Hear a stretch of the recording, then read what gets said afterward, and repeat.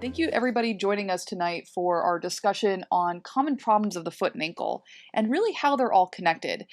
Whether you've been diagnosed with a bunion or a hammer toe or pain in the ball of your foot or something else going on in the foot, you might just be surprised at how much all of these conditions are connected and how much they are interrelated. And so we're going to talk more about these conditions, how they go hand in hand, and what you can do about them. As Claudia said, I'm Jensen Henry. I'm an orthopedic foot and ankle surgeon here at HSS, and I am joined by my colleague and incredible mentor, Dr. Holly Johnson. Together, we're going to talk more about these conditions, how they develop, and how we can work with our patients to really manage and treat them effectively. So we're going to start out with a few questions. And Jensen, I'm going to ask you to define a couple of common words that we hear thrown out related to foot and ankle problems. What is a bunion? So a bunion to me is a deformity, and that's what I say to every single patient. It is a deformity. And although it is a bump on the inside of the big toe, it is not a bump that you grew. It is not a growth. It is not just a random lump. It is your normal bone that is out of place. So just like we think about how scoliosis is deformity or crooked area of the spine, I think about a bunion the same way. What about a hammer toe? What's that? A hammer toe is when one of the small toes, so we often talk about the foot as 2, 3, 4, 5 when we talk about toes that aren't the big toe. That's when one of those toes will curl or kick up in a deformed position. And then what about that Morton's neuroma that people talk about? Yeah, a Morton's neuroma is also something we commonly see in the forefoot. And what that is, think about it a little bit like a scar ball that forms around the normal nerves in your foot. We all have nerves that give us sensation in our toes, but what can happen is there can be a large amount of scar that forms around that nerve and causes irritation, pain, numbness, and tingling into the toes. And then the last term is metatarsalgia. What's that? Metatarsalgia is this broad term that we have to describe pain in the ball of the foot. And I think what's really important, and we're going to talk more about this, is metatarsalgia itself isn't usually the cause of the problem. It's just describing this phenomenon of where the pain's occurring. And so our job is to work with our patients and actually figure out, why does it hurt on the bottom of the foot? Thank you. And so the next question is, what causes these conditions to develop? Why does this happen to some people's feet in certain ways, and why doesn't it happen to other people's feet? This is such a good question, and I think a lot of it has to come down to genetics. Tell me if you disagree, but I think totally agree. Most of the studies that we've seen have shown that these conditions have upwards of a 70% link to genetic conditions. Certainly, specific shoe wear may have a role. I think there have been some studies that show that shoes with a very, very narrow toe box and a high offset between the toe and the heel may worsen something that you might already be predisposed to, but I think genetics is really the number one factor. And just to double down on that, I see patients who have been in sneakers virtually their whole life who have bunions and hammer toes. And on the flip side, we see young kids with these problems. And so, we have to assume that when we talk about genetics, we think about a genetic predisposition. So something that you inherited from either of your parents or grandparents or somewhere in the family line. Very classically, these tend to run in families. Now, do these problems like bunions, hammer toes, neuromas, and metatarsalgia, do they occur independently or do they sometimes occur together? They occur together, and I think that's one of the most important things that I want patients to understand. Very rarely do you see one of these issues, especially a hammer toe, a neuroma, or metatarsalgia, in isolation. So much of it is driven by the bunion. And we will talk a little bit more about why that is, but it is, again, just so rare for them to occur without that bunion being the driving force. And just to elaborate on that a little bit, how does the bunion cause, for instance, the neuroma? When you have a bunion, as we talked about, the bunion is a deformity. And so when you have that bunion, what we call the first ray, which is just the segment of your foot that's the big toe, is no longer doing its job supporting the weight of the foot. It's crooked. It's not taking up its fair share of the weight every time you take a step and stand run, walk. And as a result, you get this domino effect to the rest of the foot. The second toe, the third toe, the fourth toe now are taking up additional stress with every step. And once those parts of the foot are overloaded, that's when we start to see all of these conditions: hammer toe, neuroma, metatarsalgia, things that we didn't include on their general topics, which are things like arthritis of the smaller toe joints, stress fractures of the small toe joints. All of this is overload driven by that bunion. How do you explain it to your patients when you're talking about that? It can be a tough concept, I think, to really think about and understand. Yeah, I mean, if you just look at your foot and you look at the big toe and the first metatarsal, which is the main bone that the big toe attaches to, it's bigger than the other bones. And so if that bone, the toe and the larger metatarsal bone are out of position and they're not doing their fair share to take the load, they transfer it onto the little toes and the smaller bones in the foot. And those bones just simply aren't equipped to take the weight. And so as the bones start to wear, the ligaments start to fail, the toes start to move out of the way, move up, move down, move over the other direction. That's where the problems happen. And so with the bunion itself, you may see the hammer toe where the second toe crosses over the big toe. Oh, yeah. You may see it cross over the third toe. And as the hammer toe gets worse, that exposes the ball of the foot more. So that's when you get that metatarsalgia. And then I think one confusing idea is this concept of this Morton's neuroma. And a neuroma is simply inflammation of a nerve. And it's a sensory nerve that gives sensation to the little toes and goes in between each of the toes. And what happens is as the foot gets wider, as the bunion gets bigger, there's more inflammation, the bones are out of position, that nerve gets pinched between two bones in the foot and becomes irritated and very hypersensitive. So that anytime you put on a shoe and you're trying to squeeze your foot into a more narrow area, that nerve gets pinched. And that's where the Morton's neuroma comes into this. So it's almost like the tip of the iceberg. Mm-hmm. Yeah. And it's so a lot of times, even in the office, we'll see people, and if you recreate almost that sensation of putting on a shoe in the office, it's a physical exam maneuver we can do. You can often recreate that neuroma sensation just by squeezing the foot. It's that concept in action. Yeah, for sure. So what role does gait play in all of this? Do you think that that's relevant? That's a question that we often get. And going along with that, am I doing damage by walking more? And I tell patients realistically, I don't think walking is really making this worse. I don't think doing healthy, low-impact activity is making this worse. And although activities like running, jumping, pounding probably do put more load through your foot, again, the genetic element of this is just so strong. I don't think you can blame your jogging habit a couple times a week as to why you're getting this condition. And so I really don't think that the way specifically a person walks is leading to this. We live on a planet with gravity. We live on a planet where we have to wear shoes. And so these things will happen regardless of your activity level. Yeah, and sort of building on that a little bit, thinking beyond gait to shoe wear, I have a lot of patients say to me, well, sort of ashamed of themselves that they might have worn a flip-flop or they might have worn an unsupportive shoe or gone barefoot. But, if we think about the population of the earth, there are, entire continents who walk around with flip-flops and aren't in sneakers and very supportive shoes. And it's not like that entire continent has bunions and hammer toes. Mm-hmm. And so I think that some feet can tolerate certain shoe wear and some feet can't. But certainly the shoe wear is not causing the problem. You may have to alter your shoe wear because your feet hurt, but the shoe is not the cause of the pain. And the other concept about gait is that if you have another issue going on that's affecting your gait, say a hip problem or a back problem, that isn't going to give you a bunion or a hammer toe, but again, it might exacerbate the symptoms of those problems. Definitely.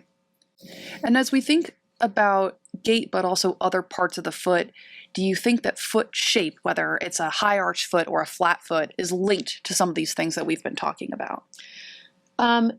I think sometimes it is and sometimes it's not. And there's a lot of research and study going on trying to figure out what type of foot links to a bunion or hammer toe. There's no question but that patients with flat feet have a higher incidence of bunions. But whether the bunion is a symptom of this overall generalized looseness of ligaments and tendons and things that led to the flat foot also led to the bunion, or if the flat foot caused the bunion, we don't really know the answer to that. But my feeling is that a person with a flat foot will just have a predisposition to developing a bunion. Mm-hmm. Definitely. And then one other thing, as we just talk about kind of one thing leading to another, have you ever seen someone with a hammer toe and the hammer toe is what causes the bunion? Because some people will say, well, the bunion really doesn't bother me. It's just this hammer toe. What do you say to that person? That's a great question. And I think even today in my clinic, I had 3 people come in and their chief complaint, they had a big bunion, but their chief complaint was pain in the ball of the foot or pain related to the hammer toe. And it wasn't related to the bunion itself. The problem is that you can't fix the hammer toe without getting that big toe out of the way. You need to give it space. And in addition to that, you need to correct the overall foot position. And as Jensen said, we do use the word deformity, but it's really just meant to describe an abnormal position of the bones. So we want to put the bones back in the right position, starting with the big toe, and then that allows us to put the second toe in a better position as well and to fix the whole problem. So it's very rare and very unusual to be able to just fix a hammer toe and not fix the bunion at the same time. Very rarely do we see hammer toes without a bunion. Mm-hmm. Maybe a couple percentage of the time. Very rarely. Yeah. So what about untreated foot problems? One question I get very frequently from patients is, how do I know when it's the time to have my foot fixed? Right. What do you tell people? And I think going along with that concept is, if I don't do anything about this, am I not going to be able to walk? Am I going to be in a wheelchair? I think that's a really important concern for patients, and because independence and function are just so important, especially as we get older. And at least what I tell my patients, and you can tell me what you speak to yours about, but I say that at the end of the day, will this deformity progress with time? Probably yes, but we have no way of predicting how fast that's going to be and whether or not that's going to make your foot hurt more. It might look a little bit worse if we got an x-ray in a few years, but that doesn't necessarily mean that we jump into an operation. For me, we really consider an operation, or we consider fixing these things when your symptoms are affecting your quality of life. And there's a lot of ways to define quality of life. That might be pain. That might be that darn toe is bent up and preventing me from getting into any pair of shoes, or the shoes that I need to wear for my work or for my job. It can be, wow, my toe is crossing over and now I'm getting these painful ulcers that are just constantly, I'm putting Band-Aids, I'm putting my Neosporin on, and they're just not getting better. So there's a lot of different ways in my mind to define kind of when things are symptomatic, but I do think having some element of symptoms is probably helpful to determine when it might be a good time to address your foot. I use the same algorithm for my patients, and I think that it's very individual. And so with each patient, I have an individualized conversation about when's the right time for surgery. By the time most patients come to my clinic, they've gotten to the point where they can't wear their shoes. It's affecting their quality of life. But there are some people who come in and they want to make sure that, even though they're not having symptoms, are they waiting too long? The one thing I will say is that the milder deformities are much easier to fix. And in general, we can make that foot almost anatomic. We can almost put it back to the way it was originally before all of the toes started getting crooked and bending and such. The longer you wait and the more rigid things get, the more difficult it is to restore range of motion and to restore the foot to a more normal ability to grasp the floor, to feel the floor, to bend and to move. So in my practice, I try to catch the patient when they're first symptomatic, but not when it's so far along that really we're just looking at salvage techniques to get the foot straightened in a shoe, making it too stiff. Yeah. So those are other considerations as well. It's a tough balance. I think it's very different from thinking about something like a hip replacement or a knee replacement, where you just kind of wait, and buy time and buy time. There probably is a good sense of timing for some patients of when it might be the right time to do it. Do you think that any patient, this is another question I get, do you think that anybody ever needs an operation? Do you ever tell someone you have to do this? That's a great question. As one of my mentors used to say to his patients, no one ever died of a bunion, which is true. However, if you can't walk because your foot hurts so much and you're sedentary, that's terrible for your health. Mm-hmm. If you're not getting out of the house because your foot hurts and you can't put on a shoe, that's terrible socially. And so there's things that you have to think about. If your foot's hurting so much that you can't do your job, those are important considerations. And so in those cases, I do encourage patients to have surgery, but if they're asymptomatic, I would never tell somebody that they had to have something done. Mm-hmm. We've been talking, interestingly, a lot about surgery, and I think that's, we are surgeons. Talk to me a little bit about the non-surgical options for these problems. Sure. So to be clear, there's not going to be any non-surgical treatment that's going to make a bent toe a straight toe. So, I get blasted on Instagram with these devices that are supposed to straighten bunions and straighten hammertoes. Unfortunately, none of that stuff works to reverse what's already been done. So there are good options out there to place padding where the bunion is. There are spacers that can go between the big toe and the second toe to block any rubbing or chafing or corns that can develop. There are certain devices that can hold your toe down so it's not rubbing on the top of the shoe. So all of those things are very helpful. And of course, wearing a wide, high toe box shoe is probably going to be the easiest answer to any foot deformity or foot problem. The problem is that none of these things will reverse what already occurs. I liken it a little bit like wearing a bra. It's nice when it's on, but it doesn't actually change the natural history of where anything's going. That's a great analogy. Yes. Yeah. Do you think physical therapy helps for this? Unfortunately, not really. Yeah. Not really. It's not really a motion problem, and any instability that a patient might feel is, I think, more related to, again, the position of the toes. So I'm not sure that physical therapy will make a big difference. So if somebody has an overall gait issue or overall balance and they happen to have a bunion and hammertoes, sure, but I don't do it specifically for the forefoot deformity. Right. Do you? I don't routinely.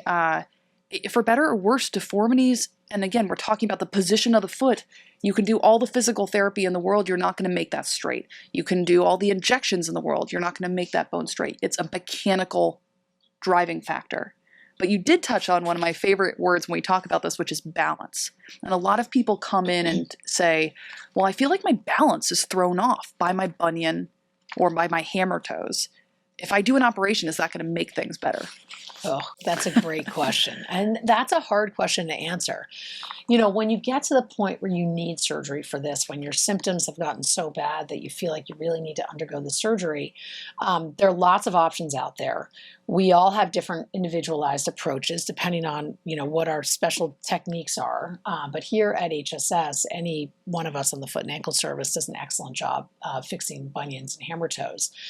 But going back to your question, whether that's going to restore balance, in theory, yes. And I do have patients who have severe bunions, and when we make that foot more straight, they feel much more balanced. But I think it's really important to understand why they're having those balance issues, because it's very possible that the balance issues aren't really coming. They look at their foot and they feel unbalanced on their foot, and they see the bunion and they think it's coming from the bunion, but it could also be coming from the back. It could be coming from a weak, hip or core or anything else going on. So it's a tricky question, and I think it really depends on the individual patient and evaluation to make that determination. Absolutely. I will add in too, I think so much as I go through this and I see more and more patients over the course of my career, so much of balance comes from strength and the core and the the big thigh and gluteal muscles up here. And a lot of times when I've had patients talk to me about balance, we've done, say, physical therapy, like you say, and they find that their balance might get better.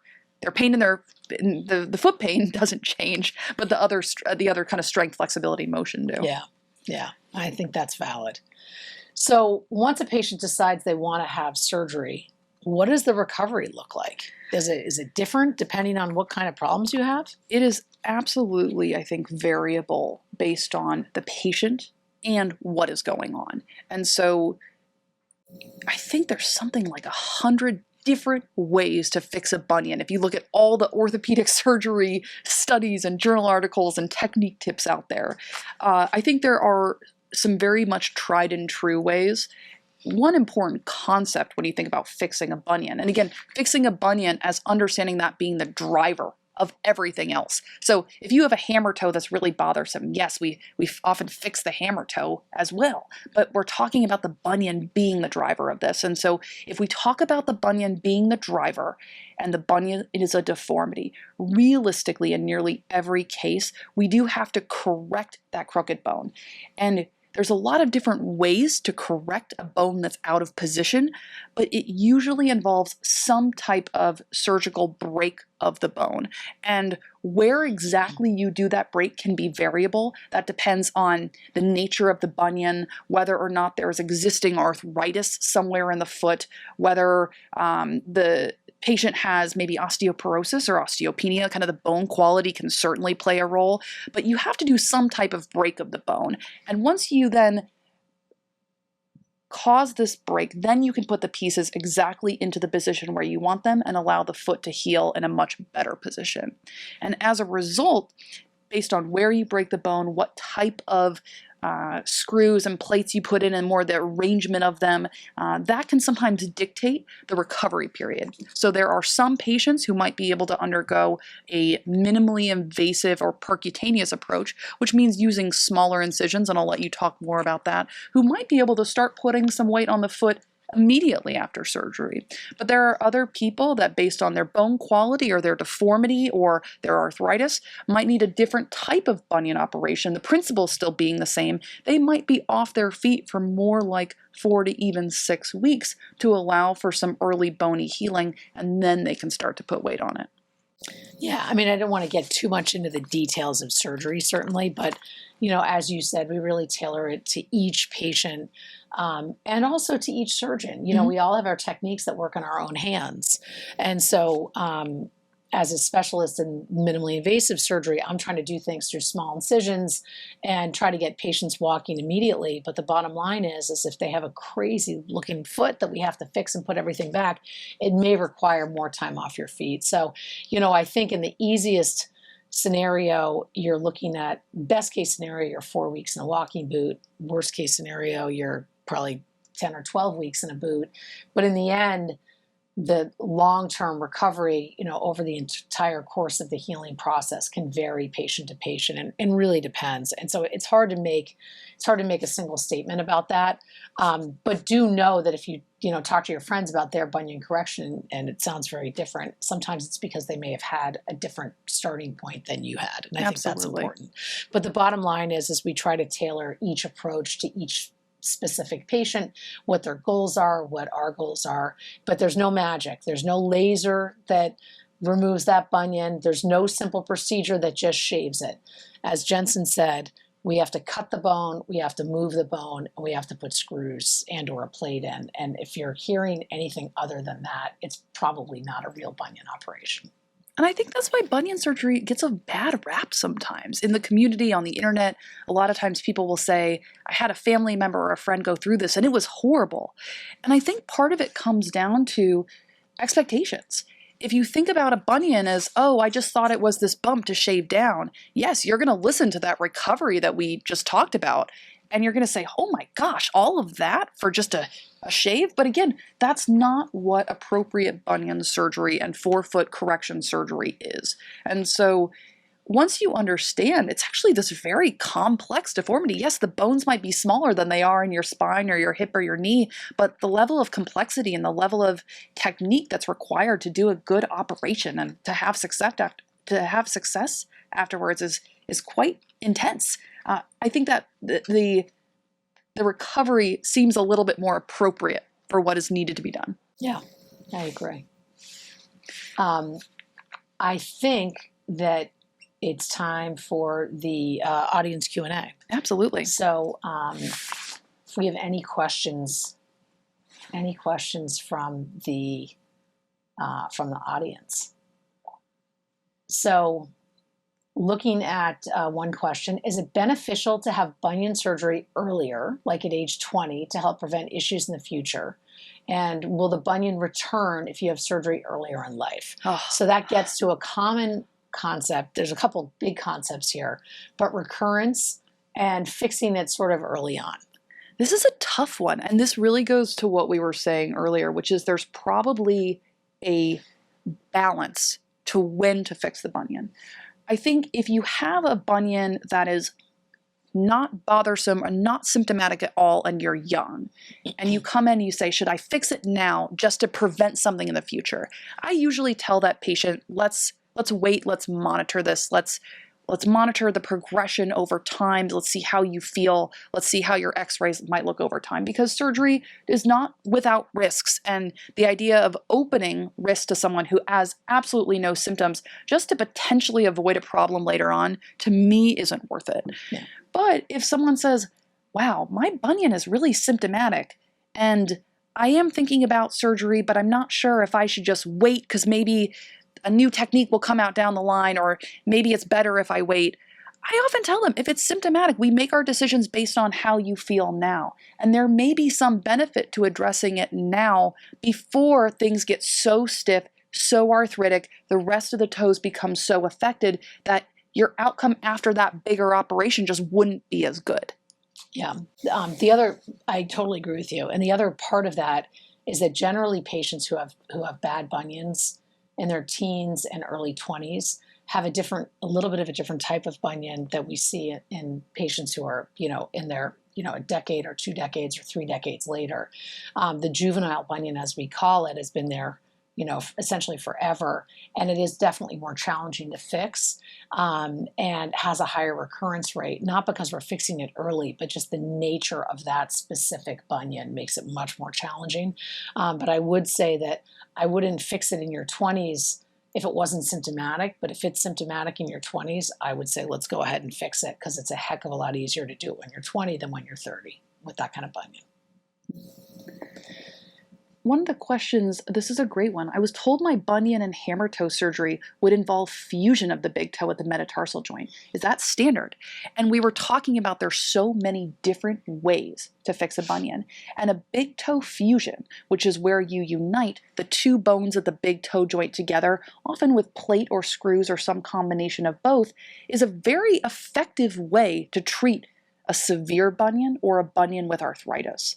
One of the limitations of that surgery is that we do take away the motion of the big toe, but if for someone who has either a severe deformity or severe arthritis, that may be the right choice for them. So that goes exactly to what you were saying. It is such an individualized, tailored approach for each patient. So it can be the right approach for you if you have a really good conversation with your surgeon and we think that that's the best option to help with your pain and your symptoms.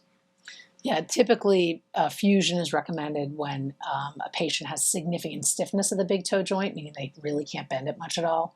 That's probably the number one. And whether that's from arthritis or severe deformity, that's probably the number one indication for it. What about,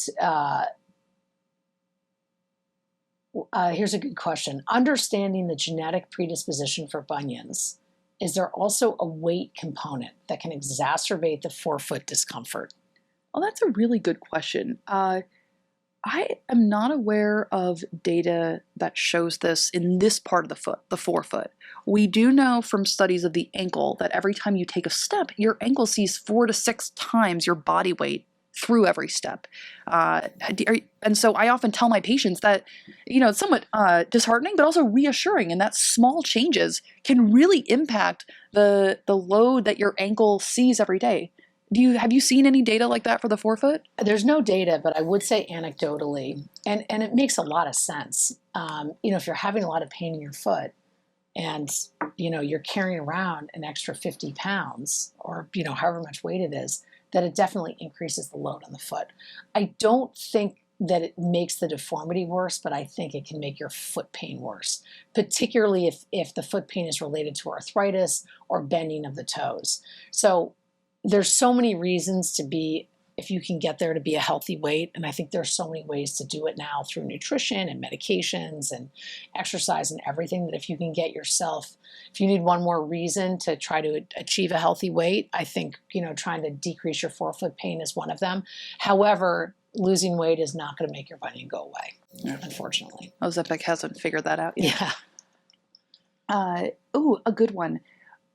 When we talk about treatments for neuromas, metatarsalgia, and loss of fat pads, so much of today we talked about how we fix the bunion. And often when we fix the bunion, that takes away the pressure on the neuroma and the metatarsalgia and the fat pad here. But are there any other treatments that we think about for that part of the foot? If we think about a neuroma in isolation, oftentimes, or to be honest, or metatarsalgia, oftentimes a pad that we can place, it's placed just before the ball of the foot. So if you were to press on the bottom of your foot and there was an area that's prominent and painful, exactly, there's something called a metatarsal pad that you can put there. And basically what it does is it offloads the pressure on the metatarsal heads that are painful. It also helps display the metatarsal head so it can help with neuroma pain. Sometimes a very small toe spacer between the two toes where the neuroma is can be helpful, and definitely wearing wide cushioned shoes can help. From a surgical perspective, neuroma surgery is really tricky.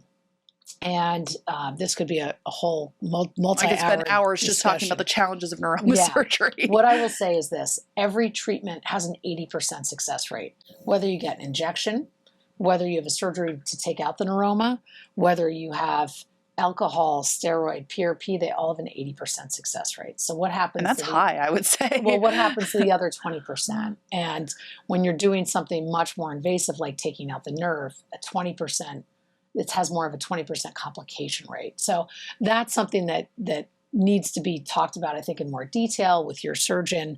But from the non-operative perspective, metatarsal pads and padded shoes and wide shoes are really going to be your go-to. And then metatarsalgia should be alleviated by a good reconstructive procedure. So if you're getting pain, metatarsalgia, under your second metatarsal, once you fix the bunion, the vast majority of the time, 95% of the time, I tell my patients your metatarsalgia will resolve.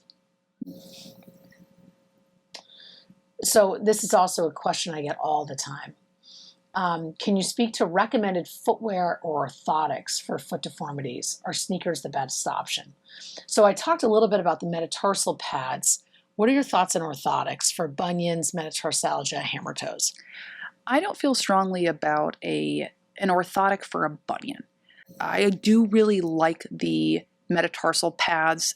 The biggest downside of metatarsal pad is that you have to take off the adhesive and put it on your foot, make sure it's in the right spot, or you have to put it in your shoe. So they do make orthotics, which is an insert for your shoe that has a metatarsal pad built into it.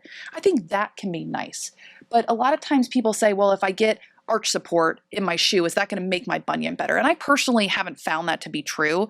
I personally use orthotics, again, or inserts, whether they're over the counter or custom, for people with more of a true deformity in the back part of the foot or in the arch of the foot. I often, I think, because once you open that box of I have to have an orthotic in every shoe, it can be challenging, and shoe wear already is challenging if you have some of these things. So I really do reserve it for those more complex deformities in the back. Yeah, and one other point I'll make on that is sometimes you put a custom or an over-the-counter insert in your shoe. It actually makes your shoe smaller, and it can cause more pain because you have more pressure on the forefoot, on the bunion, on the neuroma. So that's something to think about. In terms of footwear, I think that, look, sneakers are comfortable. They're more comfortable than a pair of heels, but sneakers, you can't wear sneakers to everything, at least, for most people. Occasionally you have to put on a regular pair of shoes. But in terms of sneakers more specifically, we know that there are certain types of sneakers that are helpful for certain types of foot problems. Generally, a stiffer sole that has a rocker bottom does make someone with metatarsalgia or midfoot arthritis feel better. However, What I would recommend, and I tell this to patients, I'll give you a couple of sneaker options, but in the end, you need to go try them on because what works for me may not work for you. And so you need to find what works for you. And if it's different than what I suggest, that's great. So I recommend people really go and try on a bunch of pairs and figure it out. But generally speaking, a cushioned sole that you can't bend is going to be the best option for somebody with forefoot pain. Definitely. Let's see. When would you advise a patient to have surgery for hallux rigidus? So hallux rigidus, and we touched on this very briefly, is arthritis of the big toe. And arthritis of the big toe is a little bit different from a deformity of the big toe. Of course, you can have both, and that's another kind of 4-hour discussion, is what do you do for the person with a bunion and arthritis. Very fortunately, though, there are some really good treatments for arthritis, whether it's of the big toe or of the foot, and that's a good conversation to have with your physician, because that can include some of the things that we suggested that maybe aren't as good for deformity can be good for arthritis, whether it's an anti-inflammatory, sometimes an orthotic in the shoe can be helpful specifically for that, sometimes an injection, but I will defer some of the specifics of that to counseling with your surgeon. And of course, surgery can be an option for hallux rigidus as well. So thinking about, in our last question, which will tie us into another concept, is what about a foot drop or a toe contracture or weakness of the big toe due to a stroke? Would a surgeon treat this? Very much so. These can be addressed by surgeons, and specifically these can be addressed by orthopedic foot and ankle surgeons. So surgeons who have a background in maybe some of the medical underpinnings that are leading to that, but then also have specific training in orthopedic surgery and foot and ankle surgery. And what we will do actually later this month, I believe later in November, there is another webinar on when to see a foot and ankle orthopedic surgeon, kind of putting out the lay of the land of what is a foot and ankle orthopedic surgeon, what is a foot and ankle surgeon, how do all of these terms relate to what we do? And so my hope is that's going to be a great question for that webinar. That's great. Wonderful. So we will say thank you so much. This has been a really incredible conversation. I hope that you've learned something. We are obviously incredibly passionate about this topic, if that didn't come across. And I'm always happy to talk about it more, whether it's as a patient, whether we do it professionally. And so we are always happy to see patients and talk more about this. I think when our patients understand what's going on, that means that their treatment, whether it's surgical, whether it's non-surgical, ends up being more effective. And so that's really what we want. We want our patients to be back on their feet using that adage that we often say at HSS, and we want you to understand kind of what's going on and how to get there. So again, I will say thank you so much. Thank you so much, Dr. Johnson. Yeah, thank you. That was great. Wonderful. We really appreciate everybody being here.